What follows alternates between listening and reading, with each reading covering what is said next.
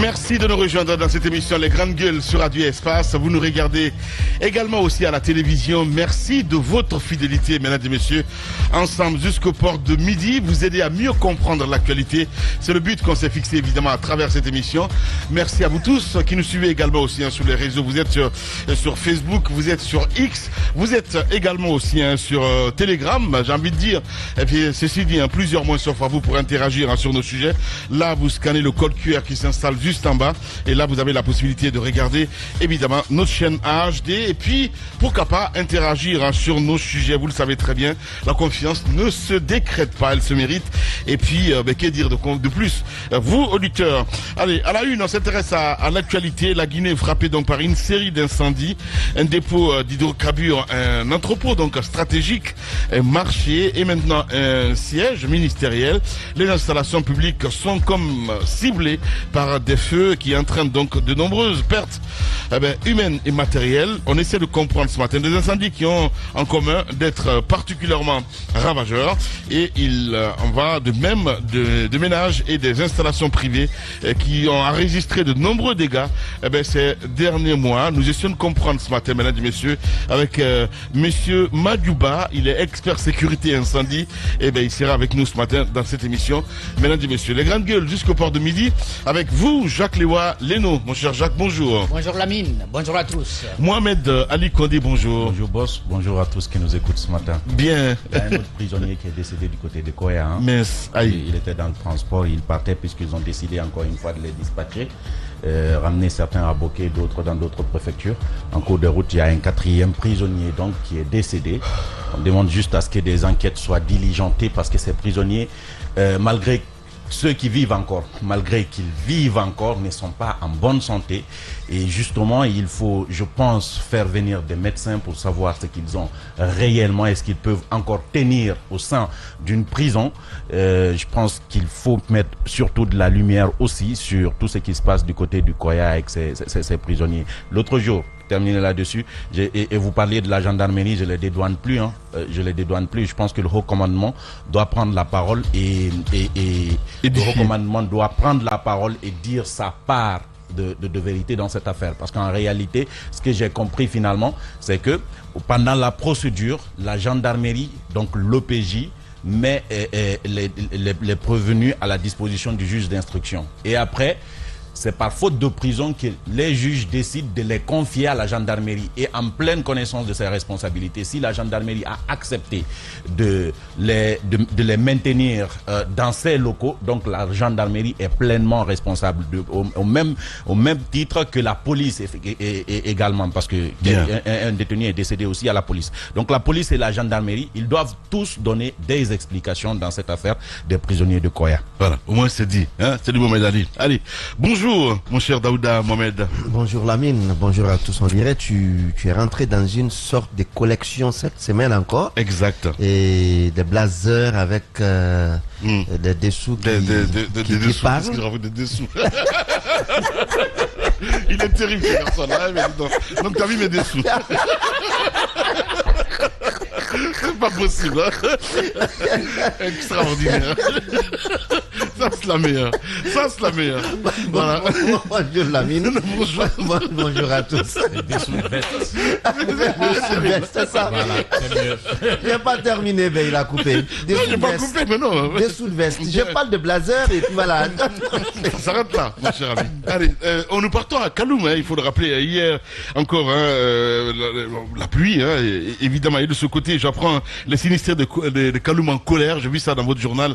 Qu'est-ce qui se passe exactement de ce côté, mon cher Jacques Lewa Leno? Parce qu'ils disent qu'il y a une confusion. Ils n'arrivent pas à comprendre parce qu'à un moment, il y a eu la distribution d'argent, j'ai envie de dire comme ça, du côté de la primature. Sauf que, en tout cas, à entendre ces sinistrés, c'est comme si on les a trahis quelque part. J'ai entendu deux choses. D'abord, que l'indemnisation a effectivement démarré ouais. Et que les ménages recevraient des montants symboliques autour de 50 millions de francs guinéens. Pour des gens qui ont perdu leurs habitations. Donc on leur demande d'aller se trouver, n'est-ce pas, des logements dans d'autres quartiers, soit en banlieue ou carrément en dehors de Conakry. Ouais. La deuxième chose, il y en a qui ont commencé déjà à construire et qui auraient voulu que le gouvernement vienne en appui, en apportant par exemple des agrégats et puis un peu d'argent pour assurer les frais de construction, donc la main d'œuvre, pour pouvoir, n'est-ce pas, ériger des bâtiments qui sont tombés. La troisième chose que finalement j'ai entendu, c'est qu'on nous dit que dans la distribution, n'est-ce pas, de cet argent, il semble que il y a des gens qui ne seraient pas propriétaires, mais qui bénéficient, n'est-ce pas, de l'indemnisation. Alors là, les gens se posent des questions. Ils s'interrogent finalement sur l'identité de toutes les victimes. Vous savez, les doutes là avaient existé dès le lendemain même de ce drame. Ouais. Quand on a commencé... J'ai été interviewé le chef de quartier de Koronti à l'époque. Quand on a commencé à distribuer des vivres, il semble qu'il y en a qui ne sont même pas de Kaloum, qui se sont fait enregistrer et qui se présentaient pour bénéficier, n'est-ce pas, de ces vivres-là. Je crois, à l'époque, moi j'avais entendu même le directeur de l'Anguiche dénoncer cela. Ça veut donc dire qu'il y a encore des Guinéens qui peuvent profiter du malheur des gens pour, n'est-ce pas, se faire de l'argent. Alors aujourd'hui, j'ai senti comme une sorte d'inquiétude de la part des habitants de Koronti, qui sont donc propriétaires terriens, parce que lorsqu'on dit qu'on peut ajouter d'autres personnes qui ne sont pas forcément propriétaires sur l'indemnisation, ils ont invoqué un terme là, c'est pas... bail partage. Bail partagé. Donc, bail partagé sur les domaines qui sont quand même des propriétés des gens. Donc, les gens, ils ont des inquiétudes. Ils ne veulent pas, lorsqu'ils prendront, n'est-ce pas, cet argent, et puis aller se trouver des logements en banlieue, que d'autres personnes viennent finalement occuper leur domaine. Ils construisent dessus. Et finalement, quand ils reviendront, ça va poser, n'est-ce pas, des problèmes. C'est un certain nombre de choses comme ça que j'ai entendu à travers nos reporters, mais à travers d'autres médias aussi qui ont interviewé des jeunes, des citoyens de Kaloum. Je crois donc que le processus qui a été entamé devrait respecter quand même la volonté des victimes.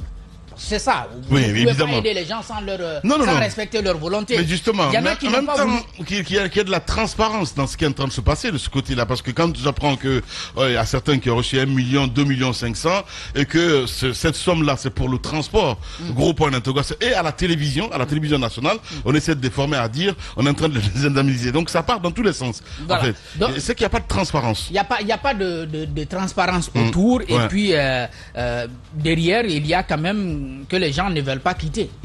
Ils voudraient obtenir de l'État... Il n'y a pas de garantie. Ils voudraient obtenir de l'État de l'argent, donc du financement pour reconstruire leur maison et puis continuer à vivre dans leur quartier, dans leur maison. Alors que ce que l'État leur propose, c'est de partir, puisque la saison des pluies est déjà là, de partir en banlieue et puis occuper des maisons en attendant que la construction soit faite. C'est l'État qui s'occupe de ça Non, l'État n'a pas pris d'engagement réel, hein, parce que je ne sais pas ce qui s'est dit entre eux là-bas, mais il n'y a pas d'engagement concret qui dit par exemple que l'État va reconstruire les maisons. J'ai dit dès le départ. C'est complexe, on a faussé jusqu'au bout. Et on veut laisser la responsabilité. Parce que pour le relogement, par exemple, je pensais que, voilà, on a évoqué ici à Mohamed Ali, avec Mohamed Ali, qu'il fallait peut-être réquisitionner quelques endroits pour pouvoir, les hôtels, entre autres. Mais bon. Après, tel n'est pas le cas aujourd'hui. Si on demande aux familles de partir en banlieue à leurs frais, là, ça devient compliqué parce que je pensais que c'était l'État. Il y en a qui n'ont pas attendu pour partir en banlieue. Il y en a d'autres qui n'ont pas attendu pour reprendre les constructions de leur maison parce qu'ils savent que à beau attendre l'État, si l'État ne se pointe pas, effectivement, ils vont être les seules victimes à vivre encore les grandes gueules. Le drame qui va se pointer pendant la saison des pluies. Donc, ce que je disais par rapport au plan, quand vous dites aux gens de partir et que derrière vous ne leur dites pas qu'il y a des travaux qui vont commencer et puis à une date bien précise, ça veut dire qu'il y a un flou total. Ils risquent de partir et peut-être ne plus revenir. Parce que s'ils n'ont pas de ressources pour engager des travaux derrière et dans leur quartier et puis rebâtir leur maison, ils risquent de vivre éternellement finalement en location, alors que c'est des gens qui étaient propriétaires, qui occupent des bâtiments de leurs parents depuis des décennies. Donc le flou existe toujours. Et encore une fois, la volonté des victimes, il me semble, n'est pas suffisamment prise en compte dans ce processus d'indemnisation. Justement, je vois le Premier ministre qui a fait cette sortie à dire que pour l'accès à un logement décent, c'est-à-dire les dédommagements et tout ça, donc à accorder à 55 concessionnaires et 322 locataires. Donc il y a un flou. Moi, j'arrive pas à comprendre, sincèrement. Il y a un flou et les sinistrés eux-mêmes ne comprennent pas. Parce que si aujourd'hui beaucoup s'attendaient à ce que l'État vienne pour reconstruire leur maison, parce que c'est ce qu'ils avaient avancé, il a été dit à ces citoyens de ne pas habiter les maisons, parce que habiter les maisons, c'est se mettre en danger, vu que les maisons ont été désarticulées, et avec l'explosion, il ne fallait pas prendre le risque d'y vivre. Maintenant, il ne faut pas prendre le risque d'y vivre, mais il faut aller où? Cela n'a pas été obtenu. Justement. On leur a simplement dit qu'on va vous accompagner en frais de location. Frais de location, à quelle hauteur? Ça a été, on parlait de 6 mois ou 7 mois, quelque chose comme ça, mais qui n'est jamais venu. Et puisque les grandes pluies ont commencé, avant Baouri, il y a Bernard Goumou qui était passé, d'autres autorités, notamment la gouverneure entre autres, mais rien ne leur a dit clairement. Et d'un côté, on apprend que l'État veut sortir tout le monde là pour reconstruire les lieux et donner une nouvelle, une nouvelle vision à la chose. Mais de l'autre côté, il faut bien que cela soit partagé avec les vrais concernés. C'est ça. Si, comme on le dit, une décision qui est prise pour moi, sans moi et contre moi. Et c'est dans cette situation aujourd'hui que les sinistrés se retrouvent. Et à leurs yeux, il a été présenté une sorte de, je vais dire, d'engagement de l'État à les accompagner. Sauf que autour des concepts, il y a problème. D'abord, il y a eu la réunion au niveau de la primature. Le Premier ministre a été catégorique sur l'engagement de l'État à les accompagner. Et de l'autre côté, il y a eu promesse d'indemnisation ou de dédommagement, avec les termes qui reviennent. Dédommagement, ils se sont retrouvés au niveau du gouvernorat. Et là, il aurait été donné aux propriétaires 2 millions et aux locataires 1 million. Et avec là-bas, ils ont posé la question, c'est-à-dire quand certains étaient déjà sortis, ils ont posé la question, cet argent sert à quoi? On dit non, c'est le transport. D'accord. On dit c'est le transport. Mais quel transport? Vous avez quitté chez vous pour venir. Et de l'autre côté, dans le 20h30, on dit dans le reportage que l'État a engagé la procédure de dédommagement des sinistrés de Coronti. Quelqu'un qui a sa maison inhabitable désormais, est-ce qu'un début de dédommagement, c'est 2 millions? Ça, qui ne fait même pas par moment un mois de loyer pour certains. C'est la grosse question. Il faut préciser, de chambre rentrée-couchée peut-être. Rentrée-couchée peut-être. Donc, je crois qu'il faut aujourd'hui que l'État sorte de ce jeu de cache-cache. Il faut parler 4 sur table avec les sinistrés. Voilà le plan que nous avons pour ici. Parce que j'ai écouté par exemple... Non, il y a un flou, Le porte-parole qui dit... Il y a un flou, Daouda Mohamed, parce que si c'est la primature même qui met sur sa page à dire qu'on a commencé les dédommagements... alors que ce n'est pas le cas sur le terrain, là, ça devient compliqué. Et ils apprennent d'ailleurs que l'État leur aurait demandé à ce qu'ils quittent. Eux, ils vont reconstruire. Ils vont prendre combien de temps pour reconstruire? Où les sinistrés vont aller? Pendant ce temps, qui va payer le loyer? Ce sont des multiples questions aujourd'hui qui se posent, puisque l'État ne veut pas parler clairement. Je crois que ça va encore durer, cette situation, le flou.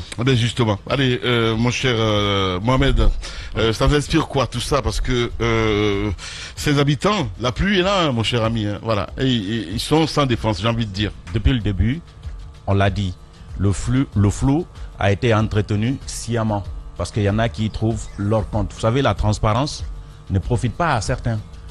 Ils n'aiment pas la lumière en réalité. Parce que quand il y a la lumière, ils ne bénéficient absolument de rien. Donc il faut créer le flou pour pouvoir tirer son épingle du jeu.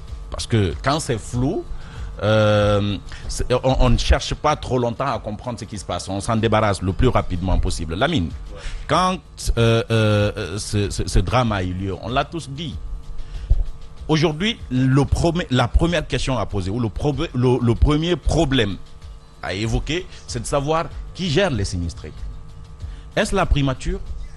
Est-ce Angus? Est-ce le ministère de l'Urbanisme et de l'Habitat? Est-ce le gouvernorat? Est-ce le gouvernorat qu'on a créé? C'est beau de dire l'État. Mais l'État a toutes ces entités. Qui est chargé d'être l'interlocuteur des sinistrés? À qui est-ce qu'ils doivent demander des comptes? Est-ce les chefs de quartier? Est-ce d'autres représentants de l'État? Ça n'existe pas. Dans les autres pays, lorsqu'il y a une catastrophe de ce genre, on essaye de mettre une institution, si elle n'existe pas en amont, mais on essaye de mettre, de s'organiser de sorte qu'il y ait un répondant. En fait, même un interlocuteur. Justement. Même 10 ans après, quand vous revenez, vous verrez la situation. Je suis d'accord. Surtout de comment ça a été traité. Nous, ici, depuis l'année... Les grandes gueules. Aujourd'hui, je me demande quelle est la responsabilité de l'Angus dans cette situation. Parce que c'est l'institution qu'on nous avait présentée qui collectait les denrées qu'on donnait, les dons qui venaient, etc. etc. À un moment donné, on a récupéré dans les mains d'Angus, etc. On ne sait plus qui est en train de gérer. C'est le problème qui nous suit. Aujourd'hui, moi, je suis amené à croire que la primature ne peut pas gérer ça et la primature ne doit pas gérer ça. Peut-être qu'ils n'ont pas tous les éléments, hein, mon cher. Au-delà de n'avoir tous les éléments, ça devrait...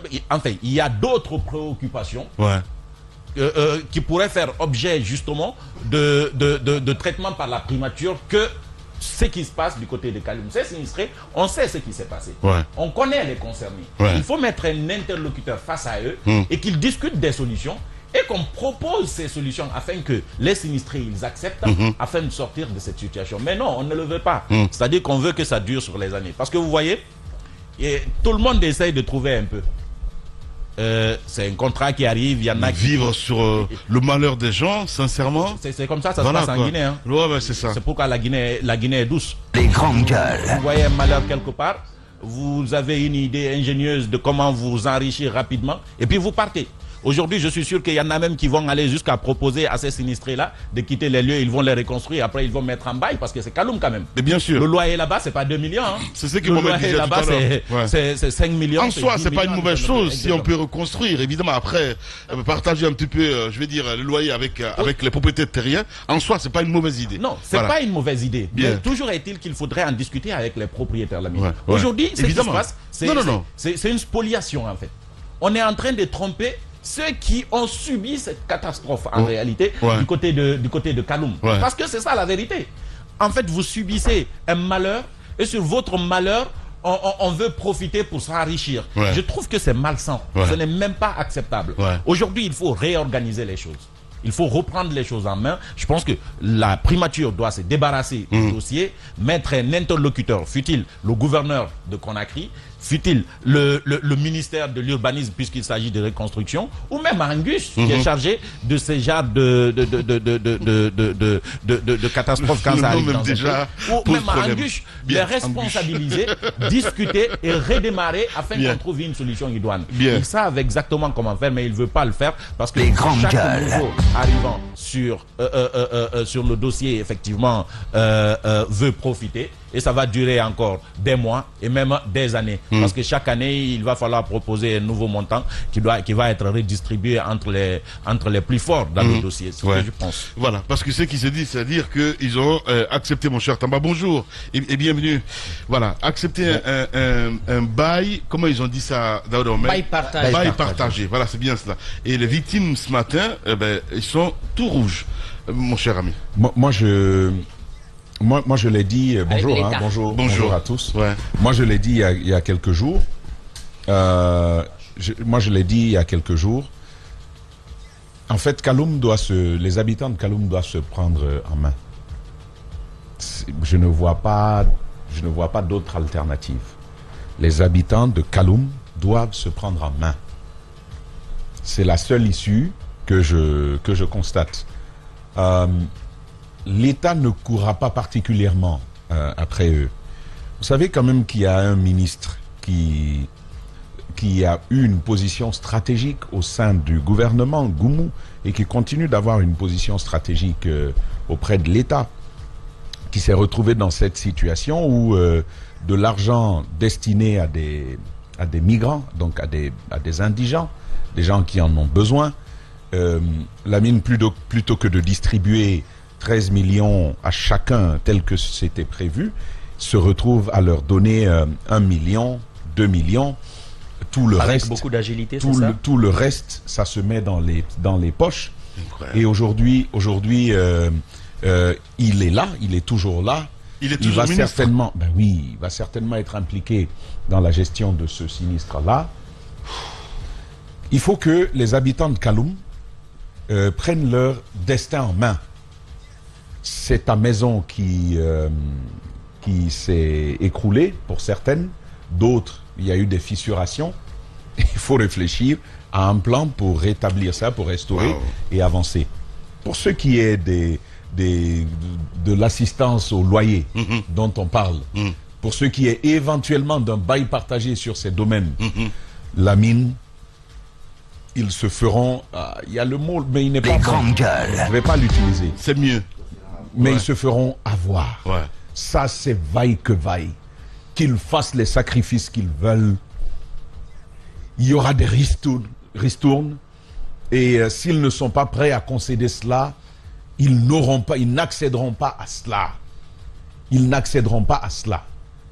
Ce n'est pas une particularité du CNRD. Ce que je dis, c'est que malheureusement, on est comme ça. Les grandes gueules. J'ai fini par me faire à l'idée, la mine. On avait Lansana Conté, Gabéji, jusqu'à ce que les Guinéens ont surnommé un ministre d'Alpha Condé Paradis, Adjana Fodé Souma. C'est Lansana Conté. Sous Lansana Conté. J'ai bien parlé de Lansana Conté. J'ai dit sous Lansana Conté. Il était là. Adjana Fodé Souma. Il était présenté comme ça, comme le paradis. C'est-à-dire, tu le rencontres, tu as rencontré le paradis. La Guinée aime le paradis, finalement. Vous vous rendez compte? Et on est sorti de là parce qu'on a dit il y a trop de vols, il y a trop de prévarication. Bon, Lansana Conté est parti, Dadis est venu. Vous savez dans quelles conditions est-ce que Konaté a laissé ce pays en termes de finances? Alpha Condé est venu.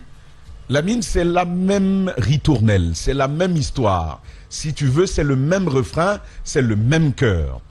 Il y a des voleurs parmi nous et malheureusement, je suis porté à croire qu'on est finalement peut-être tous des voleurs.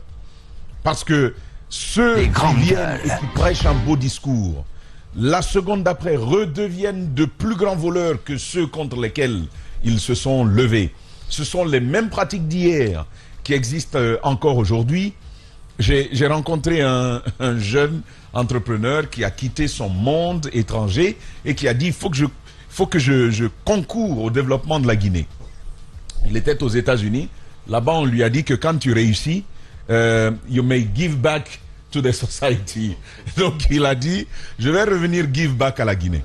Il est venu et puis il a investi. La mine, il a fait des travaux. Il a réalisé des travaux. On lui a délivré un... Tu sais, quand tu es sur un ouvrage public et que tu finis de le réaliser, on te délivre un document pour dire nous avons bien reçu ton travail et nous en sommes satisfaits. C'est sur cette base que tu vas être payé. Il obtient ces documents-là. Il a tourné. Bien. Tourné et tourné. Bien. Et à la fin, savez-vous ce qu'il dit, Lamine? Il dit moi, je n'en veux plus. Bien. Je n'en veux plus. Bien. Qu'il prenne, parce que quand il va encore aller poser une question, on va lui demander de payer, on va lui demander de monter par-ci, par-là, aller prendre tel document, et ça vaut de l'argent. Certains de ces documents, l'unité va vous valoir 75 millions. Tu vas payer ça combien de fois? La mine, mise aux oubliettes, il décide finalement de laisser. C'est ce type d'État que nous avons, c'est ce type d'intervenants que nous avons, malheureusement. Et vous savez, quand l'État s'invite dans des domaines qu'on aurait pu laisser à d'autres entités, c'est toujours comme ça. Bien. Certes, l'État peut développer des mécanismes de solidarité. Nous avons le Fonds de développement social et de l'indigence. Nous avons l'Anguiche dont on est en train de parler. Il y en a d'autres, la mine. Mais ailleurs, que font les États? Que font les États? Que font les municipalités? La mine, on contractualise avec des ONG, avec des obligations de résultats, des ONG qui savent qu'elles seront auditées lorsqu'elles vont solliciter des ressources ailleurs.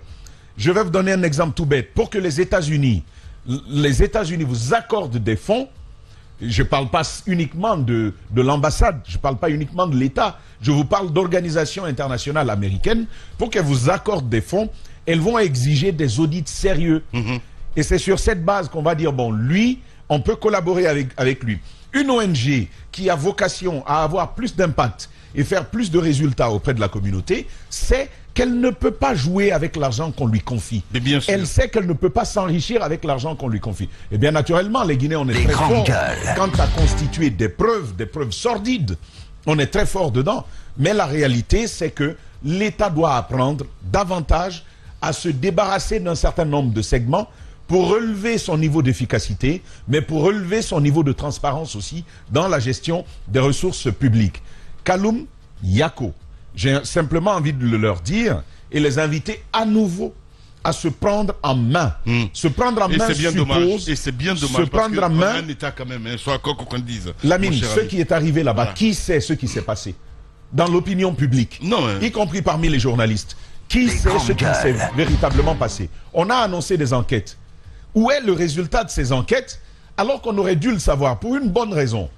Ce dommage a affecté tous les Guinéens.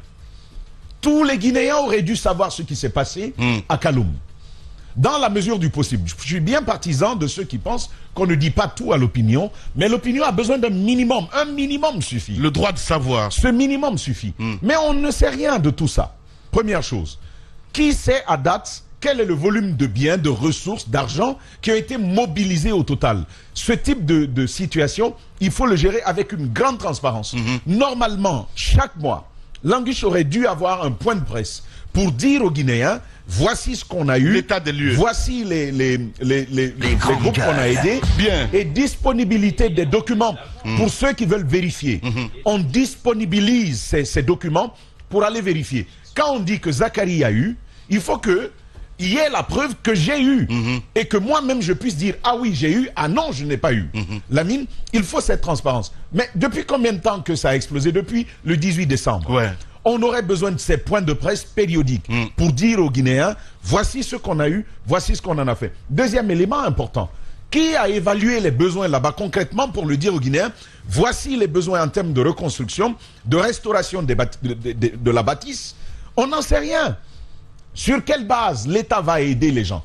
Est-ce de manière indiscriminée? C'est-à-dire, bon, on va élire un montant forfaitaire pour tout le monde. Je pense que c'est ce qui est en train de se passer, mon cher ami, parce que dans le communiqué, ce qui est dit, mon cher Tamba, c'est-à-dire de 2 millions à 2 millions, à 2 millions 500, si je me réfère un petit peu à ce que j'ai ici, mais ça a dormir debout. Ce que tu dis, ça a un sens. Mais Lamine, je vais vous dire, tu vas pas donner les grandes gueules 2 millions 500 à quelqu'un qui est marié, qui n'a pas d'enfant, à celui qui est marié, qui a 15 enfants. Vous vous rendez bien compte? Non, je comprends. Ce n'est pas possible. Et il y en a qui sont dans, comme on dit, rentrée couchée. Il y a d'autres qui ont des bâtiments de 3 chambres, de 4 chambres. Et qui sont affectés. Mais sur quelle base? Comment on évalue ça? Justement. Mais Lamine, c'est un travail. Et Lancé, il sait comment ça se fait.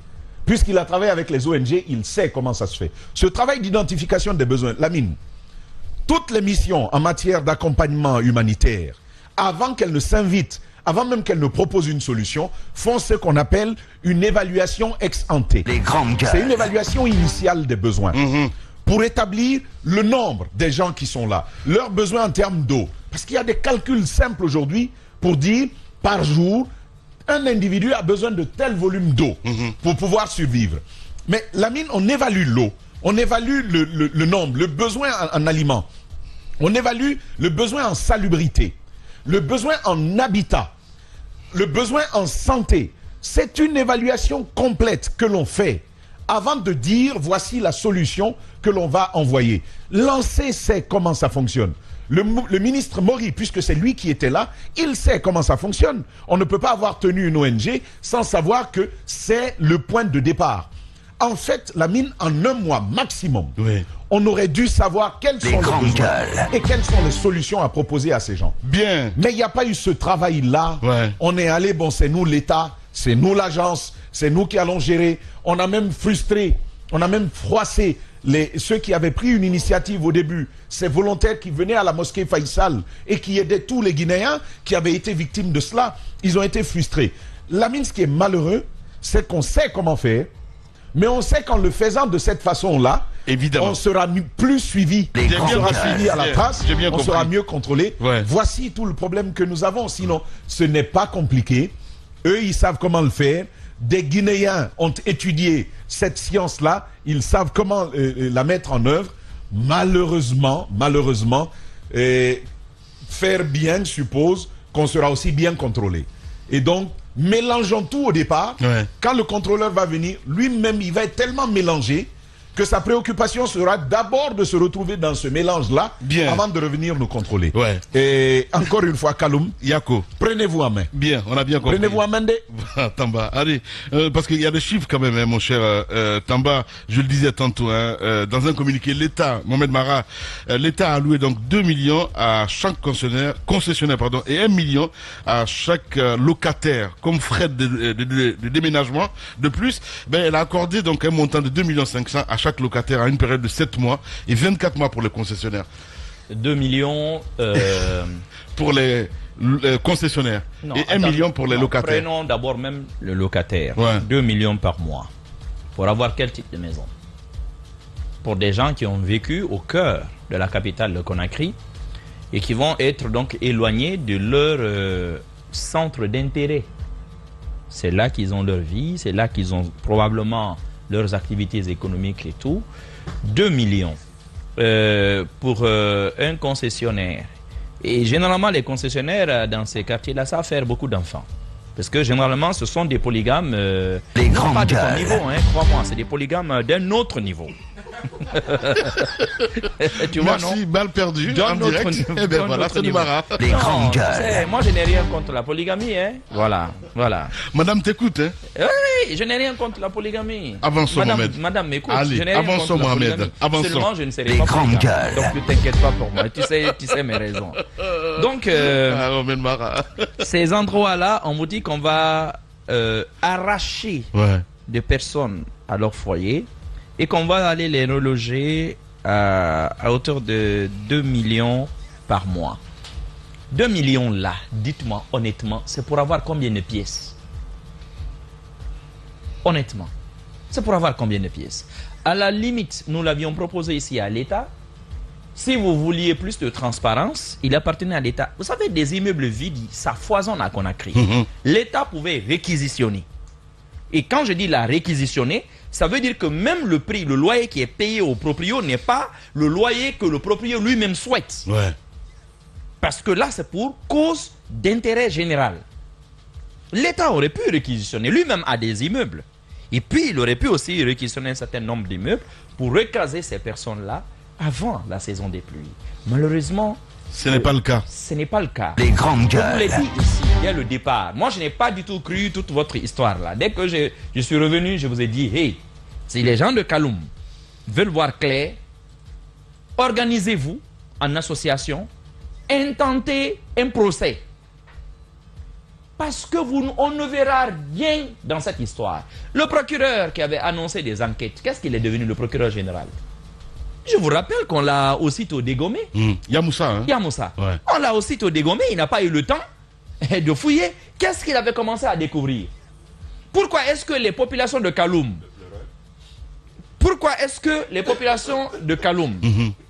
qui avaient pensé voir des choses et qui voulaient apporter des témoignages pour aider l'État lui-même à faire la lumière, ont été bâillonnés? Des experts, on en a consulté hors de la Guinée, même ici. Parce que les gens qui ont quand même travaillé sur ce projet-là, il y a longtemps, 30 ans, 40 ans, ils sont encore vivants. Ouais. Nous ont dit que le système qui est là-bas, automatisé et tout, que c'est impossible que ces tanks-là explosent tels qu'on les a vus, de manière accidentelle, comme ils le disent, et en tout cas pour cause endogène. C'est pas possible. Ouais. Les gens, ils sont formels, il y a nécessairement un élément étranger. Et ce que j'ai trouvé le plus curieux, dès les premières heures, le gouvernement dit qu'il faut écarter toute piste criminelle. Vous n'avez même pas ouvert d'enquête. Hey, la Guinée est en Afrique de l'Ouest, hein, et le terrorisme en nos portes, hein, Et quoi qu'on a dit, ici c'est un pouvoir militaire, donc il n'est pas élu. Hein. Au moment où vous dites, pour cause de sécurité nationale, vous vous rappelez bien, pour cause de sécurité nationale, les médias sont brouillés, les télévisions sont décrochées des diffuseurs, on ferme Internet. Il y a une explosion de cette envergure. Probablement la plus grande catastrophe industrielle de l'histoire de la Guinée. Les gars vous disent tout de suite, non, il faut écarter la piste criminelle. Ouais. Dites-moi où est la cohérence. Non, mais... Qu'est-ce qu'on nous cache?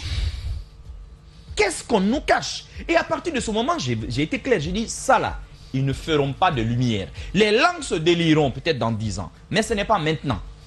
Quiconque a le kilo d'ouvrir aujourd'hui sa bouche, c'est sûr qu'il va perdre sa langue. Ouais. C'est clair. Bien. Donc, aux populations, j'ai dit, vous faites quoi? On sait la société qui gère ou à laquelle l'air appartient ce dépôt-là. C'est la société guinéenne des pétroles. Où vous avez plusieurs entités, d'ailleurs souvent étrangères. Ouais. Vous avez des sociétés de pétrole de l'étranger. Je vous assure, quand cette explosion a eu lieu, les gens ont tremblé jusqu'à Paris. Ils ont tremblé jusqu'au siège de ces sociétés de pétrole. Ouais. Parce que déjà, eux, dans leur tête, ils se disaient déjà, oh, ça va coûter combien de milliards de dollars pour dédommager. Mais pour le faire, là encore, la mine, ces multinationales vont engager des cabinets internationaux indépendants pour mener des enquêtes. Parce que les assureurs ne vont pas payer comme ça. Les assureurs vont dire, nous venons procéder à des constats et on va faire quoi?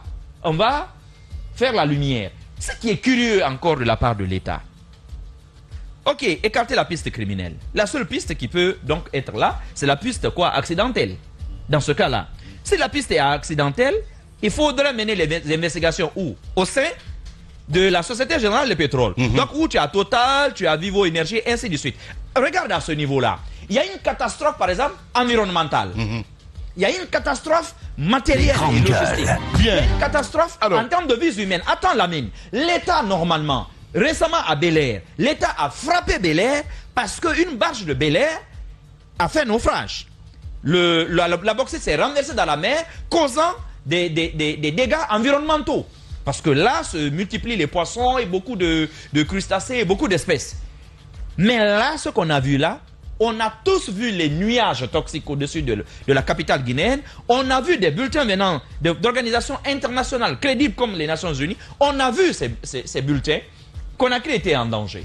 Bizarrement, le gouvernement est en droit d'envoyer des experts faire ne serait-ce que l'étude de cet impact-là pour dire aux sociétés, vous payez. Parce que vous n'avez pas mené, vous n'avez pas fait suffisamment bien votre travail. Si le gouvernement ne le fait pas non plus, c'est que le gouvernement sait que ça là, c'est pas la faute de la population, de cette société. Donc là encore, ils savent. Au-delà de ce qui reste à faire, je les vous grandes dis, gueules. Kaloumka, organisez-vous. Fait. À Kaloum, on parle trop. Bien. Kwarimuna, Wayengo, attends, Lamine. Wayengo, Kaloum. Attaquer l'État. Wayengo, Kaloum. Wayengo, Hori. Kwarimuna, Kaloum, Wayengo. Bien. Mettez-vous ensemble. On a compris, Mohamed. Assigner, même pas l'État. J'ai dit assigner la société. L'État, pour le moment, l'État n'a rien à voir. D'accord. C'est la société. Assigner la Société Générale des Pétroles. Ici, assignez-les à Paris. Parce qu'il y a des conventions avec toutes ces multinationales qui font partie de la composition et qui ont des parts dans la Société Générale des Pétroles. Assignez-les. Vous allez les obliger à prendre des cabinets pour enquêter sur ce qui se passe. Si ce n'est pas fait, eux, ils vont devoir payer. Je vais vous dire une chose. Tu as des cabinets d'avocats aujourd'hui qui ne recherchent que ce type de business. Parce que c'est des milliards. Eux, ils vont engager des centaines de millions d'intérêts derrière. Kaloumka, vous avez des enfants qui sont à l'étranger, qui savent comment le monde tourne. Kaloumka, parmi vous ont été les premiers cadres de ce pays qui ont été dans tous les gouvernements qui sont succédés. Vous avez des gens qui ont étudié, qui savent comment tourne le monde. Allez vers des cabinets internationaux. Sinon, vos parents resteront sous la pluie. Saisissez la justice, pas qu'en Guinée. En Guinée, là, vous n'obtiendrez rien. J'ai dit encore, le procureur, il est parti, non? Par conséquent, attaquez devant les tribunaux internationaux pour qu'on fasse la lumière et que vous soyez dédommagés. Merci ça beaucoup, prendra Mohamed. le temps que ça prendra, mais au moins, ils rentreront dans leurs frais. En attendant la mine, tu as vu les images de la première pluie. Quand tu m'envoies les images, je te le jure, j'ai eu des larmes aux yeux. J'ai vu l'eau couler dans les grandes gueules. J'ai vu les gens totalement désemparés courir ici et là, aller chercher des récipients et des moyens de fortune pour recueillir, pour stopper l'eau. Mais il n'y a rien à faire. Ouais. Voilà, j'ai bien c'est pas normal. Rien à faire. Bien, on a compris, Mohamed. Non, je m'adresse à une population. J'ai bien compris. Là en particulier. Bien sûr. Les grandes gueules. C'est pas la Faramou, Mohamed. Et bien la Faramou, je l'espère bien. Mais regardez Rabat Wenfe et Dunia Teki Kolon et Goroki Kolon. Et Rabat Wenfe, Wen Gori. Bien. Et Rassiga, cabinet na à Pharma. Ils n'ont qu'à se mettre en groupement, à signer cette société-là. Vous verrez un nom de minimum. Parce que quand ces gens-là, ils vont demander tout à l'heure 5 milliards de dollars, les sociétés-là, les Vivo, les Total et autres, vous allez voir, ils vont exiger de l'État la lumière. Vous verrez parce qu'ils vont se défendre. Mais bien sûr. Ils sont obligés à se défendre. C'est vrai. Vous savez pourquoi on leur propose 1 million et puis 2 millions? Il y a un vide juridique en fait. Non, il n'y a pas, ça fait un problème. Il n'y a même pas de vide juridique. Oh ben voilà. Il n'y a pas de vide juridique. Jetez-moi la pierre, il n'y a pas de vide. Allez, jette-moi si tu veux. Mais voilà, mais quand même. Il n'y a pas de vide. J'ai posé la question. Il n'y a pas de vide. Parce que le pouvoir. Oui. Les Le grandes pouvoir gueules. veut présenter. Le pouvoir veut présenter ces gens-là comme des gens dans le besoin, des indigents qui seraient responsables de leur situation. Mais il faut remettre des choses. C'est du foutage de gueule. Ces gens-là sont propriétaires des plus anciens quartiers de Conakry. Mohamed, attendez. s'il te plaît, voilà. Au fait, le drame est arrivé. Le pouvoir dit personne n'est responsable. Donc, le pouvoir dit je n'enquête pas parce que c'est un accident. Donc, c'est d'une certaine responsabilité. C'est Dieu qui a fait. C'est de la responsabilité du pouvoir. Quand c'est de la responsabilité du pouvoir, parce que si il y avait eu enquête et qu'il était établi que X était raison, X aurait eu la responsabilité de prendre en charge le dédommagement. Donc de reconstruire les maisons des gens, de payer même les biens qu'ils ont perdus après l'explosion. Mais le pouvoir dit on ne fait pas d'enquête. Alors, en ce moment, il revient au pouvoir d'indemniser. Mais, si vous voulez, à des proportions équivalentes de ce que les gens ont perdu. Mais ça, là, c'est une foutaise. Allez leur dire, on va vous donner 1 million, 2 millions. C'est comme si on a dit, on va vous aider. Non, vous n'aidez pas ces gens-là. Il faut que cela soit bien clair. Ce n'est pas une aide que le pouvoir apporte à ces gens. Le pouvoir a décidé d'assumer le drame qui est arrivé à Koronti. Les grandes gueules. Le pouvoir doit dédommager. Doit dédommager. Il faut dire l'État. Ça a tout son sens, hein. Vous savez, quand on dit l'État... L'État, là, il y a moi dedans. Tu n'as pas compris. Tu n'as pas qu'à dire l'État. Je sais pourquoi je le dis. À l'intérieur, là, même des appareils étatiques, là, il y a des gens qui sont touchés, qui sont victimes. Oui. Tu comprends? Mais en votre nom, on est en train de dire que ce que vos parents de Kaloum vivent là, que vous êtes tous responsables. Alors aidez-nous à voir la vérité. On va dire l'État, on va vous dire l'État c'est toi, l'État c'est moi. Et puisque moi je suis pas dedans. Non, c'est pas ça la définition de l'État. Non. Les grandes gueules.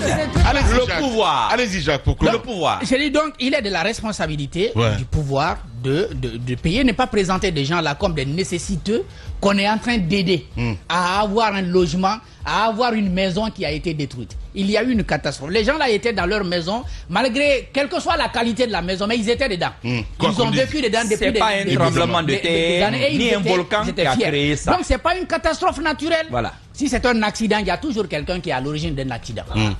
Si c'est quelqu'un qui a été à l'origine, il faut le retrouver pour pouvoir indemniser. Mais si on n'a pas trouvé ces gens-là, on vient présenter ces victimes-là comme des nécessiteux, je pense que ça dérange un peu. Et puis l'autre chose, le bail partagé là, on n'est pas en train de nous l'expliquer très bien, mais qu'est-ce qu'on veut au juste? Est-ce qu'on veut bâtir sur ces périmètres-là qui a été touché des maisons de qualité et puis on met en location, on partage ça on partage les revenus avec les propriétaires. Il faut que cela soit expliqué. Parce que moi, au lendemain de... Je comprends très bien. Au lendemain de cette catastrophe, moi, c'était ma solution. Mais sinon, c'est une bonne idée quand même. J'avais dit il faut profiter de cette catastrophe pour reconstruire ce quartier-là et puis permettre aux propriétaires d'avoir, n'est-ce pas, des sources de revenus. Et puis permettre aussi à l'État d'avoir un habitat de qualité pour la commune de Kaloum. Mais à condition que l'État, dès les premières heures de cette catastrophe, se montre assez présent en trouvant des logements pour ces populations. Mais il y a un problème. Mais l'État les a abandonnés d'abord. Sinon, l'État avait la possibilité, dès le lendemain, de leur trouver des logements en banlieue. Et comme ça, cette histoire de bail partagé allait être mise en marche. C'est du pipeau. Je crois qu'on pourrait même intégrer les privés dans ça. Non. Ils auraient pu reconstruire. Non, c'est du pipeau pour eux. Ils vous ont bien écouté. Moi, je vous ai écouté de loin. Tout le monde d'ailleurs sait, avant même cette catastrophe, c'est une proposition faite par M. Alpha Condé depuis une dizaine d'années. Sigmadina, Kaloum, vous savez, le président Alpha, il a vendu ce projet-là ici longtemps. C'est pas nouveau. Tout le monde sait que la solution in fine pour Kaloum, pour éviter que Kaloum appartienne à des étrangers, parce que la plupart des immeubles maintenant de Kaloum, c'est pour des gens qui ne sont même pas d'origine guinéenne, pour éviter cela, qu'on perde le centre de notre capitale, comme c'est le cas dans certaines capitales de la sous-région. C'était l'option qu'on avait proposée. Mais regarde, il y a quelque chose de la plupart de ces propriétés, ce ne sont même pas des propriétés, c'est même déjà des copropriétés. Parce que ce sont des concessions qui sont héritées de parents, de grands-parents, d'arrière-grands-parents, d'arrière-arrière-grands-parents. Et quand vous allez à Kaloum, moi je suis né, je connais un peu la composition des concessions, tu ne vas pas prendre une seule concession pratiquement de ces quartiers-là, où on vous dira c'est pour telle personne. On vous dira toujours c'est pour les enfants ou les petits-enfants de tel. Comment l'État va y aller déjà? Parce que ces problèmes juridiques ne sont pas déjà réglés. Il y a donc cette question qu'il faudra d'abord régler nécessairement. Il y a une pluralité des baux, même des baux amphithéotiques. Parce qu'il y a des gens aussi qui sont là-bas, qui ont par exemple un bail sur de longues années. C'est-à-dire qu'il est sur le terrain, ça ne lui appartient pas en réalité, mais pendant cette période, par exemple, de 45 ans, 70 ans, 99 ans, il est sur le terrain, il y a investi, c'est le cas par exemple des commerces, mais les terrains appartiennent à des populations. Comment faire pour que chacun de ces deux groupes de personnes aussi tire leur compte? Parce que si Lamine, toi tu as bâti par exemple des magasins qui ont été détruits et tu as normalement le bail pour 40 ans ou pour 50 ans, si l'argent arrivait, que l'État dise bon, on fait la copropriété. Prenez un avocat, je sais pas moi. Oui, mais bien sûr. Non, mais justement, je te dis, c'est plus complexe que ça n'a l'air. Or, les gens qui nous gouvernent aiment la facilité. Justement, ils ne veulent pas aller dans tout ça. Sinon, normalement, 5 mois après, aujourd'hui, on aurait dû avoir d'abord toute la situation de ces terrains. Mais je les défie de sortir à la télévision nationale ce soir, de nous dire exactement le nombre de parcelles, les superficies, parce qu'ils ont déjà fait une première ébauche. Mais de nous dire exactement c'est quoi la situation juridique de ces terrains-là, en termes de propriété de tous ces terrains. Merci, Mohamed. Et quelles sont les solutions préconisées? Je vous les défie, ils ne le feront pas. Allez. Je suis sûr qu'ils ne l'ont pas fait. Ils n'ont pas fait ce travail. Merci beaucoup, Mohamed Mara. Allez-y, Tamba, pour clore. Bon, ok. Et Lamine, rapidement. C'est Kaloum Dinara. Voilà, bon, Mohamed je comprends. Ouais. Sinon, il m'a dit juste un petit détail. Bon, mais ce que je veux, si tu répètes ça ici. Alors, ce que je veux quand même dire, c'est que Mara, s'il te plaît. Voilà. Non, mais je n'ai rien dit. C'est que Tamba Nindi Soutima Dohoy. Vous comprenez ce que je veux dire? Raël Soutima Dohonedi. Anna Etodi. Très bien. Alors, il y a un problème avec tout ça. Il y a un problème avec tout ça, on l'a dit au début. Il fallait considérer cette situation comme une opportunité pour nous. Mais en fait, la Guinée, on a toujours manqué à nos opportunités. Toujours. Et Ebola est venu, professeur Alpha Condé avait raison de dire que c'était une opportunité. Et effectivement, on avait eu pas mal de choses ensuite. Mais au lendemain, toutes les ambulances, les centaines d'ambulances qu'il y avait, sont passées où? Aujourd'hui, tu n'en vois même plus. Reformées. Elles ont disparu. Disparu, volatilisé. Qui pose la question de tout ça aujourd'hui? On ne pose pas la question. Revenant au cas de la construction. Moi, c'est bien beau, quoi. On a dit que c'était une opportunité.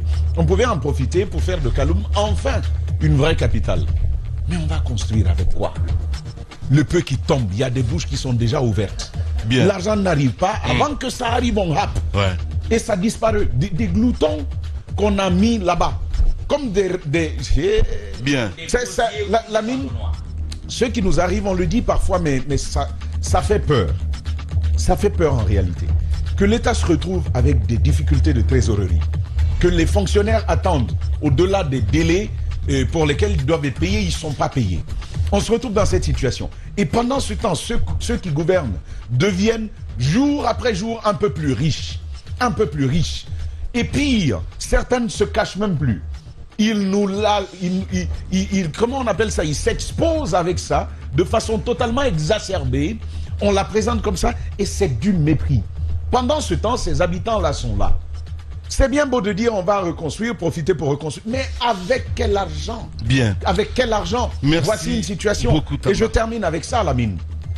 Ailleurs, je vous ai dit ici qu'ailleurs, des habitants même de l'aéroport là auraient pu être dédommagés à cause des pollutions sonores, à cause des nuisances sonores. Ailleurs, il y aurait eu ce travail-là et ils se seraient organisés pour dire on n'est pas d'accord. Mais qui n'est pas d'accord de dire aujourd'hui que tous les riverains qui ont été là ont été exposés à des gaz toxiques? Qui n'est pas d'accord de le dire? Il y a cette étude, je crois que c'est la Banque mondiale qui en a profité en parlant d'analyse de l'air, de l'atmosphère et tout. La Guinée, non, on s'en fout. Mais c'est la Banque mondiale qui a réalisé ça. J'ai vu ce tableau-là, effrayant. Et tous ceux qui allaient travailler pendant ce temps en ville, ils vont certainement vous le dire. Certains ont eu des toux bizarres, d'autres sont tombés malades, des grippes qu'on ne savait pas expliquer. Il y a un véritable phénomène de pollution de l'air là-bas qui s'en préoccupe. Et au lieu de cela, on va venir de manière indiscriminée donner 1 million, 2 millions à des gens, 2 millions 500. C'est déjà un début. C'est déjà un début. Oui. Allez, on revient à 10h.